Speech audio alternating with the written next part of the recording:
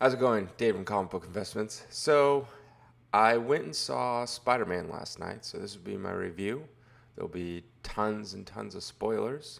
So, if you don't want it spoiled, which I don't think you want it, please watch this at a later time, right? Unless you don't care. But it's definitely worth not having anything spoiled because there's already so many spoilers out there. Anyways, so, man, it was a rough day that day. So I was supposed to see it at 5 p.m. And before that, my dog was really sick. I had to take him to the hospital. He ended up having pancreatitis. We ended up taking him home that day, but he was there all day at the hospital. That was like $1,000. And then I got tickets, weeks in advance. So I go to see it. A couple of my friends show up. Get there, and there's like this long line. I'm like, I guess this is the line. Even though we have assigned seating, I guess there's a line just for people to, scan their tickets. Get to the front of the line, and they're like, oh yeah, I'm sorry. Like, 5 of our showings have been canceled due to some software update. And I'm like, what? I don't know, something with the projectors. Anyways, mine was one of those. So they give me these vouchers, and they're like, well, we opened a new showing at 7:15. Go there, all booked up. Everything's booked up. There's nothing available. So then me and my friends were like, okay. So we get a couple drinks at there's like this little restaurant and hang out for a bit. And then I'm like, I can't see it tomorrow, which would be today, because I have a family thing. My dad's in town. So I can't see it then. Might be able to see it Saturday, but I'm sure it'll be spoiled by then. I'm like, I really have to see it tonight. So I go online real quick. I found one open seat, and I book it, and then I get it, and it's for like 8:15. I'm like, fine. So I go to the theater, and I'm watching it. There's like a half hour of previews. I'm not even joking. A half hour. I timed it from 8:15 to 8:45. There's trailers and previews and commercials. I'm like, oh my gosh. Like, it starts at 8:15. Can't the movie just start at like 8:15? I don't want to see all that stuff. Like, all that stuff I see online anyways. So anyways, I get there, and they're like, oh, sir, you need your glasses. I'm like, glasses? They're like, yeah, it's a 3D movie. I'm like, is this still a thing? Is 3D still a thing? Why is it a thing? It is so terrible to watch a movie in 3D, and it's more expensive. If it was like $20-something, I just thought that's what they charged. I didn't really care. But I was like, why? Why is 3D a thing? It's terrible. It's like 3D is cool for this long. Put it on. Oh, wow. Oh, interesting. Oh, that's cool. Wow, look at over there. Oh, 5 minutes later, all right, I want it off. Right? Because it makes it harder to see, because it tries to make the main thing in focus and everything kind of in the background, which makes it kind of out of focus, so you can't really see it all at the same time. It is fine if someone's standing there and like you're having a conversation, but it is not fine when there's action going all around you, because it makes it harder to see. So for a while I had the glasses off, but then I was like, I can't do it. So I will agree that it tainted my viewing experience of this movie. They need to get rid of 3D. It's terrible. I don't know why people go to it. So anyways, on to the movie itself. So that's all the negatives. I would say in the movie itself, there's one thing that I thought was kind of, there's a couple things, but one thing I thought was like bad writing. Normally when I watch a movie, if I'm watching a movie and the characters do something, like, I don't care what your characters do, you build your own world, but if you kind of, like, I don't know, I call it lazy writing, where you like put something in there when it's like, that makes no sense, even for the world that you're in, and I spot it, that's bad. So like watching, any of the new Star Wars, right? They're all terrible writing. It's all I'm like, what? No, that doesn't make sense. No, why would you do it like that? Like, I could literally spend 5 minutes and write it better myself. Things like that. All right, Star Wars just has bad writing, the new ones. Anyways, one of the only things that I caught first time viewing that I thought was like that's dumb, makes no sense, was at the very end final battle scene and on the Statue of Liberty, MJ and Ned Leeds, they're in their house and they're making that portal. And before they made the portal, they're in their house. All the Spider-Man made a plan to put different vices to cure the different villains. But when they came out of the portal, because Lizard came in there they were running and they grabbed one of the devices and threw it to Spider-Man to I think it might have been the Lizard, or I can't remember which one, but they grabbed it. MJ grabbed it and threw it to Spider-Man, and he gave it, might have been the Lizard, to cure him. And I'm like, how would you know about that or where it is? They literally were there for like I get it. They knew that Spider-Man was making these things because they were helping him, but then they weren't at the Statue of Liberty. They like did the little thing and went through the portal, and they're running from it, and she's like, oh, grab it and threw it, right? I'm like, how would you even know that Spider-Man like attached it in hidden places so they could grab it easily? That I was like, that's stupid. One of the things that I felt in this movie was all the other movies kind of, it was okay to have these characters, MJ and Ned Leeds, like kind of like Spider-Man's sidekicks, because they're on school trips or they're always there. But this one felt like we need to make them important, and we need to make them part of the movie, because it's not a Spider-Man movie, it's a Spider-Man and friends. And so we need his friends there at the final battle scene and all this kind of stuff. And I feel like they just kind of shoehorned in these characters just so they could be part of it. And I felt like they were forced into it. But they made up for it at the very end, because when everyone's memory gets wiped and he decides to tell them, hey, no, it's me, we used to be friends and stuff like that, he decides not to. And he moves into a crappy little apartment. I'm like, there we go, there's Spider-Man. There he is. Yeah, so that's fine, because now I don't have to deal with them, because I feel like they're just constantly getting shoehorned in there just so they can be part of the story when I don't feel like they need to be. Like, yeah. Anyways, so that's all fun. I really liked it, though. I did. I haven't not liked any Spider-Man movie. Like, even Spider-Man 3 with, Tobey Maguire and Venom. I liked it. I was a kid. But yeah, I've never not liked a Spider-Man movie. I thought it was really good. Is it better than the other ones?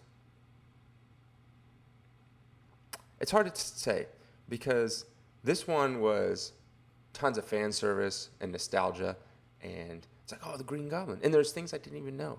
Like, I knew Tobey Maguire was going to be in it. I kind of knew Andrew Garfield was going to be in it, but I didn't know for sure, because I like to try to stay away from his rumors because I want to enjoy the film more. But I did not know Daredevil was going to be in it.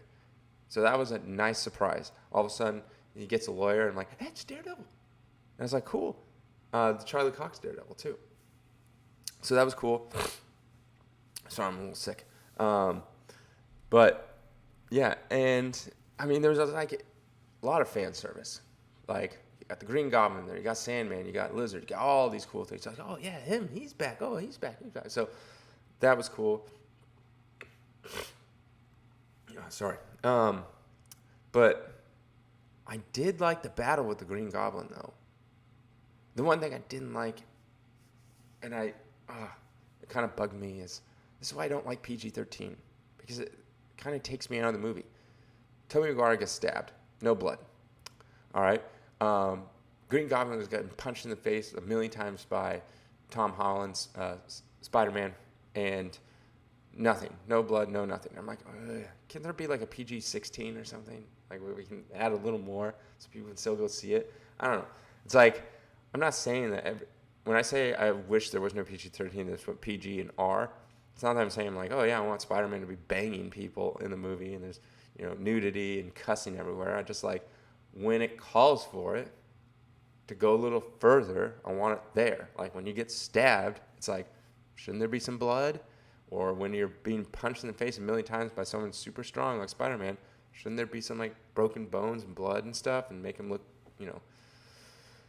But it's neither here nor there. But yeah, I liked it. Yeah, I had a good time, minus that 3D, which is terrible. I slowly got a little used to it. It was fun. It was funny. The best joke, by far, was... Still makes me laugh. They're getting ready to, all the Spider-Men are getting ready to go battle. And Andrew Garfield Spider-Man looks at Tobey Maguire and is like, okay, so do you have a spider suit, or are you gonna battle like you're an old youth pastor? Just because I used to go to church as a kid, so to me that was a very, very funny joke. I died laughing when that happened. Um, Doctor Strange was really cool. Um, One of the best things I'll tell you at the end, one of my favorite things probably. It really didn't have anything to do with the movie. But yeah, it was good. I liked how Spider-Man is now living in a crappy little apartment, and because that's how Spider-Man always, in my eyes, even the old Ditko Spider-Man is like he was always poor and like he could never make it by, and that's why he took pictures and stuff. So that's kind of cool. I like how they got it back to there. Um, Venom's in it, but not really. I thought Tom Hardy would have been in it, but he just leaves and leaves a little bit of Venom behind. And so I'm like, okay, that's cool. It's not really the original way of the story, but I like how there's all these different universes and they're all different. And, in Venom's universe, it's like, wait, you got superheroes? Or Tom Holland's like, I'm part of the Avengers. And Tobey Maguire's like, oh, that's awesome. What's the Avengers? And he's like, oh, I thought it was some kind of rock band. And they're like, so they don't have Avengers and stuff like that, other superheroes. So it was very neat. I liked that a lot. I thought Jamie Foxx did a really good job. I thought Sandman. I thought all of them did a really good job. I was surprised at how much they were in it. Like the old characters, like Doc Ock and Green Goblin, William Dafoe, and Tobey Maguire and Andrew Garfield. I was really surprised how much they were in there. So I really enjoyed it. I thought it'd be like, just a quick cameo, like Charlie Cox kind of thing. It was interesting, like Aunt May died, and she was in the line that said it, and I was like, wait a minute. Tom Holland didn't have an Uncle Ben that died and said that line then. Because I'm trying to remember, I think Tom Holland just like, here's my Aunt May. Like, they never mentioned no Uncle Ben or anything like that. So I was like, oh, that's interesting. I like how this is like different, but yet they let you know, like, hey, this is, the Spider-Man that you think about, like the traditional Aunt May and Mary Jane Watson and all that kind of stuff. They exist. They're just in a different universe. So I was like, okay, that's cool, right? Like we're not trying to be that. So yeah, I liked it. Is it like the best movie I've ever seen? No. Is it like the best superhero movie? No, it's probably the best superhero movie to me is, that I think is like just a good movie, is Infinity War, The Dark Knight, and The Watchmen. Those are like, I feel like Spider-Man's just really fun, right, and a good time. I'd recommend it to anyone. You're gonna have a great time watching it. It has everything you want. It's fun. It has humor, good humor in it. It has a bunch of nostalgia. Yeah. But I really liked it. I can't say much. If I had to give it a score, I don't know, like an 8 or a 9 out of 10. It was fun. It wasn't like, oh my gosh, an amazing movie. It was just a fun, good time. So I walked out of it having a good time. I didn't fall asleep. That's what I normally do, is I'm falling asleep. I almost fell asleep during the trailers. They were so long. I was like, oh. But one of the best things, and I wish they would do this more. They've only done this a couple times. Doctor Strange 2, final end credit scene. They had a trailer for it. And I'm like, yes, this is what you should do. Back in the day, I used to go to the theater because I would watch a trailer for a movie I've never seen before. I'm like, oh, this is the first time I've seen it. They should do that more. At the end of these movies, give you the trailer. Don't release it online so I've seen it before. I want to see it for the first time as like a reward for like, hey, you're going to our movie, you're gonna get to see the trailer before anyone else. I loved it. Anyways, Doctor Strange is probably growing to be one of my favorite characters in this new MCU because Chris Evans is dead, or old. But super excited about Doctor Strange 2. I just love all that stuff. It's going to be really, really fun to me.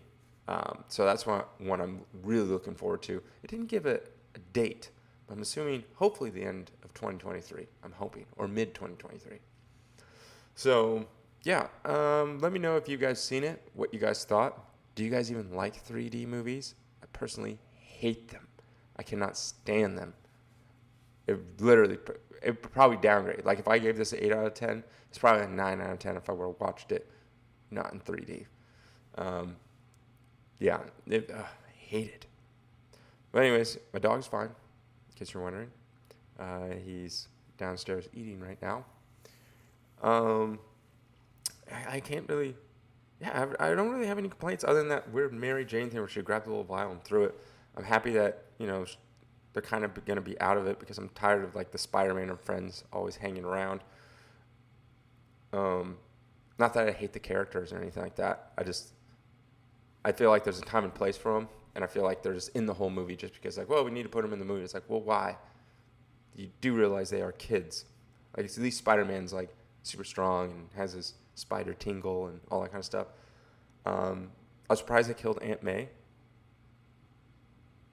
I was honestly, one of the things that kind of, like, was a little weird was they cured all these people, and it's like, why didn't you just cure them a long, long time ago? You know, I don't know. And I was like, I don't know. If I had those powers, I wouldn't want to be cured. I felt bad for the villains. I was like, now their powers are gone, right? Yeah, it was good. It was all. I honestly, in the back of my mind, I thought Green Goblin was going to turn at some point. I didn't know it was going to be then. Like his Spider-Man tingle was going like crazy. And I was like, oh, someone's going to be smashing in through like a new villain or something like that. I thought it was going to be, when they said Norman Osborn was dead, I thought it was going to be, what the hell is that actor's name? Who played Harry Osborn. What is his name, though? Right, now someone's going to correct me in the comments. They always do. Dang it, he's like really good friends with Seth Rogen. Oh, whatever his name is. It's going to bug the crap out of me now because I just watched something with him in it. Anyways, I thought it was going to be him, Harry Osborn. But then like they explained like, oh, I was just about to die. And then, oh, I'm here. So I was like, that's interesting. They took him at a point when they were about to die. I didn't see any like little hidden Easter eggs. I was trying to see when the world was splitting, multiverse was splitting apart and there's people coming through. I saw like figures, but the stupid 3D, it makes, like unless it's exactly in your focus, it makes everything else blurry. And I was like, it's like I can't concentrate on them, and I couldn't tell. So I didn't see any little hidden Easter eggs. There's Charlie Cox's Daredevil, which is awesome, but yeah, no other ones. So very, very interesting. All right, let me know what you thought. I'm rambling. Have a good day.